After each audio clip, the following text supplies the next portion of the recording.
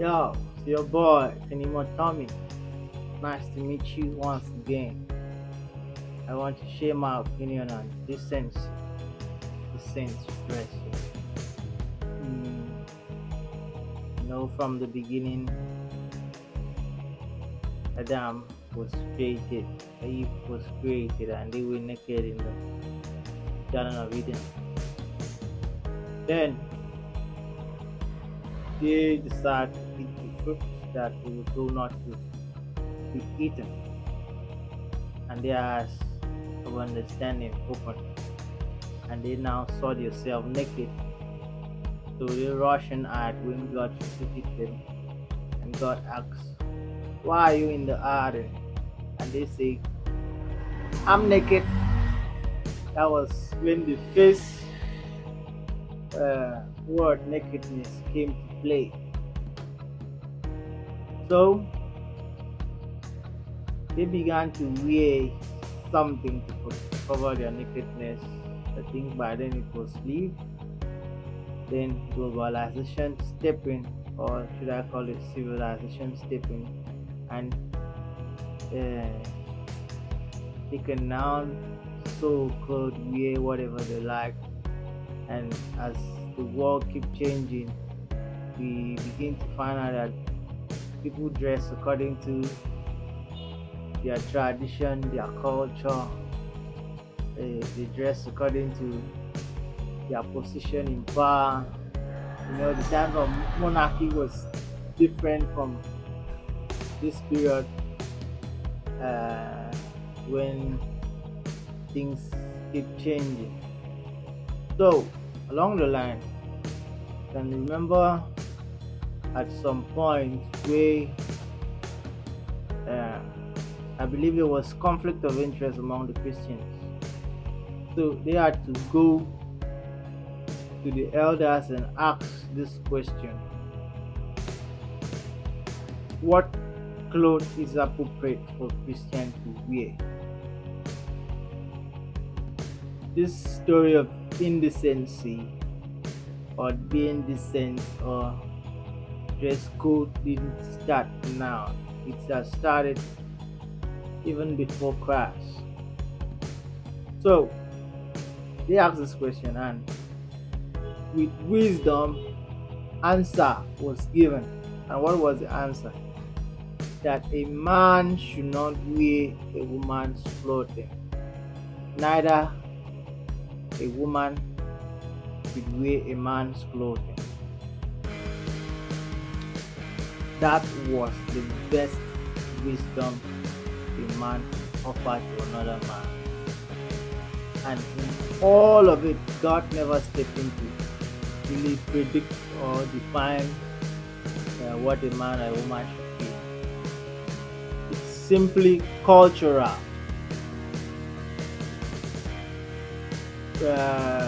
For instance, where I'm from, we don't wear skates, and mostly my culture, my religion, wouldn't wear a lot of gown. In the same place I'm from, another religion is wearing gown, but they won't wear skate. Another country like Scotland, they wear skate, and the military that is guarding the England monarchy, they are wearing skate as a ceremonial wear. So, how do we define now who should wear this and who should wear that? Where did we have the idea that a particular dress belongs to the women, a particular dress belongs to the men? You want to go into this deeply, you find out that we are the one who is bringing ourselves into a conflict, not God. There are, there are many ways, many things to focus on instead of drafting to progress on what to do. Because one, I have come to some understanding that your background, where you're coming from, really play a big role on decision making. For instance, if you're born in a place that they like dressing chantily, it becomes normal. I really learned it when I started using short. It was really something I was shy about wearing short, and all of a sudden I became used to it and I love it. You could wear it to anywhere. People were even marking, this guy is wear short. I remember when once there was one of my girlfriend was like complaining from a distance. He didn't know I hate it, but I overlooked. He complained to another guy. The guy said, this guy have get money or give am money. No mind as if they like wear short, if they carry it further. I just got used to it until I retrieved myself back. I remember the story of Mark Zuckerberg, the owner of Facebook.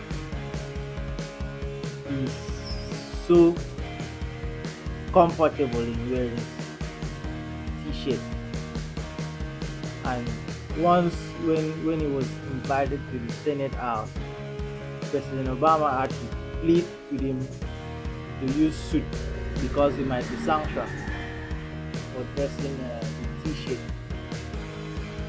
Uh, so what am I trying to say? Indecency don't really start from who's wearing what, who's wearing who. It really starts from who's judging who. It starts from the mindset of the judge.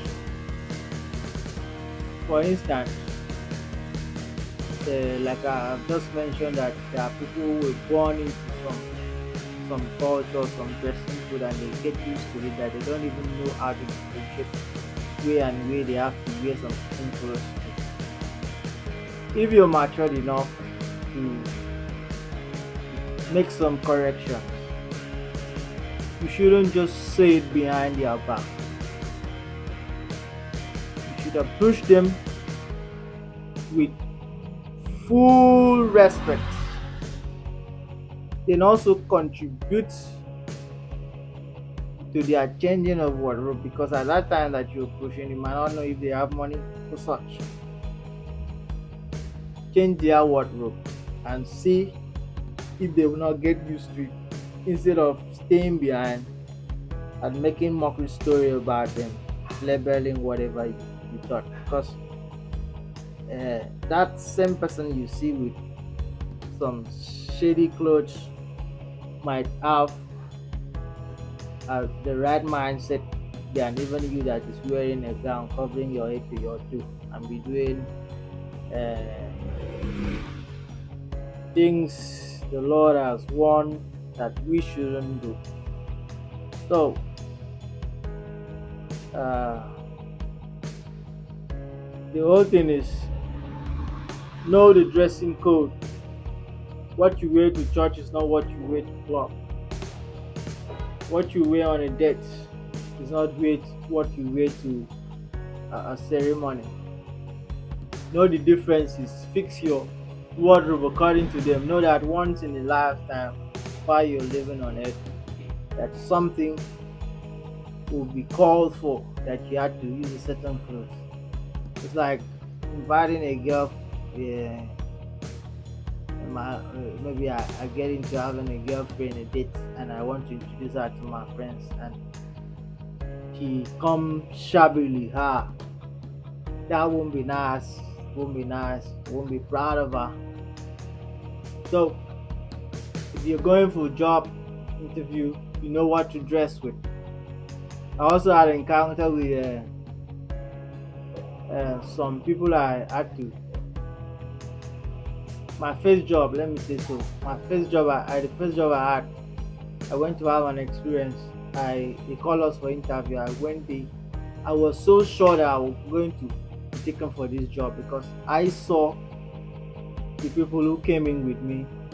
As I saw the way they were dressing, I thought to myself, have they never been taught how to dress for a job interview? I got the job, and all of them went back. And this has happened repeatedly twice. When I threw my own interview, The people I met with somehow an apology. How can you go to an interview and you don't know the dress code for a job? That's not necessary. So I'm just shooting this video to bring you to the right mindset as to how, where, and when you have to dress some certain clothes to, and focus on updating your wardrobe is very important. You won't have any excuse to tell somebody. The world won't pity you that long. Before I started having my dressing shoe, I didn't have any. I listened to a podcast, and the man says he is currently having his 50 shoe right now. That they made sure he has one good dressing shoe, no matter how costly it is, at least one a year. That's like making a plan, a good plan. There's nothing you will plan in 1 year that you won't have such a budget to to pay for it. That's how I started buying shoes, and I had up to 30 pairs of shoes that sometimes I had to give out and buy more, give out and buy more. So plan your wardrobe the same way you plan your finance, the same way you plan your relationship, the same way you plan your health. And by so doing, a couple of years you see yourself standing out in the crowd and you'll be proud of yourself. Thanks for listening. Bye for now.